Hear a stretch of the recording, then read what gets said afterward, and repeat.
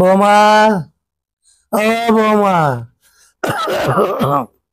ওই গেলা ওইদিকে বৌমা। বাবা, হ্যাঁ বাবা। তুমি খাসতেছো ভাবে? হ্যাঁ বাবা, স্বাস্থ্য বেশ বাড়ছে, শরীরটা বেশি ভালো না। কও কি? তাহলে তুমি ওষুধ কি ঠিক মতো খাও না? ওষুধ ঠিক মতো কি খাই কি না খাই, বৌমা তো তেমন খোঁজ খবরই রাখে না, ডাকাডাকি করে, পাই না, খালি মোবাইল টিপি করে। কই কি? ওষুধ আমরা দেখে কি খাই না খাই। আমি তো ওর উপরে দায়িত্ব দিয়ে গেলাম যে তোমারে ভালো করে দেখাশোনা করার জন্য, আর ওই তোমারে ভালোভাবে দেখাশোনা করে না। এখন ওষুধ বাবা আমি খাওয়া না। ঘরে শুয়ে কি করবো, তুমি থাকো না সবসময়। কেন বৌমা দেখি সারাদিন খালি কথাই বলে, মোবাইলে টিপি করে। এই মিশু, মিশু, এই মিশু।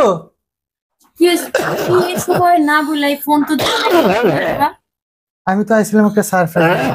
কেমন সারপ্রাইজ হইছি যা দেখে আমি একবারে কনফিউজড। কি হয়েছে? আমার বাবা এইভাবে খাসতেছে কেন?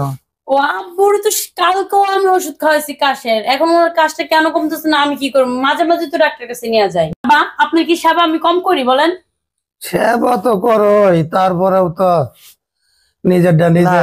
মিশু, তুমি আমার বাবার ওইরকম ভাবে সেবা যত্ন করো না। যদি সেবা যত্ন করতাই তাহলে আমি যেরকম দেখে গেছি ঠিক এরকম থাকতো না।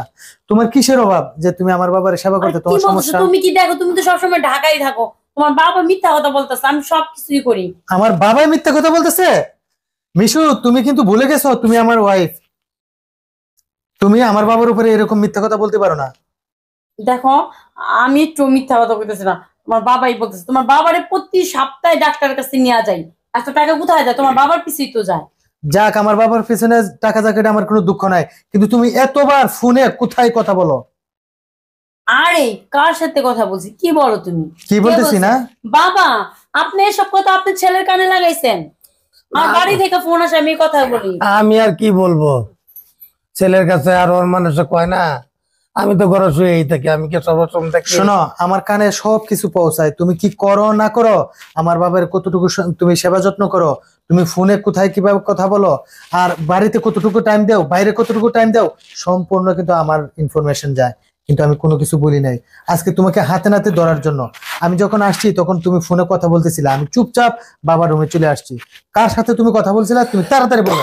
আরে আমি বাড়িতে আমার খালাতো ভাই ফোন দিছিল, ওই জায়গায় কথা বলতেছিলাম। খালাতো ভাই? তোমার খালাতো ভাই এই টাইমে তোমার কেন ফোন দিবে? তোমার বাবার কথা বলতা, তোমার মায়ের কথা বলতা, তুমি তাদের সাথে কথা বলতা, আমার কোনো আফসোস ছিল না। তোমার খালাতো ভাইয়ের সাথে কিছু সম্পর্ক এখন? আরে ও ফোন দিছিল, ও বিদেশ গেছে তো এই জন্য একটু ফোন দিছিল। আচ্ছা বাবা থাক, তুমি দূরাবি থেকে আইছো, এখন যাও হাত মুখ দাও, খাওয়া দাওয়া করো, তারপরে তার দেখা যাবে না। এখন যাও, রুমে যাও।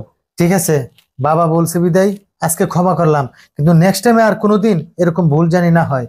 আমার বাবার ঠিকঠাক মতো তুমি দেখে শুনে রাখবে। আচ্ছা ঠিক আছে। বাবা খাওয়া দাওয়া করে রেস্ট লো, তারপর আবার আমার আব্বা, কাছে এসো। জি মা। দেখেন, আপনি আমার মাফ করে দিন।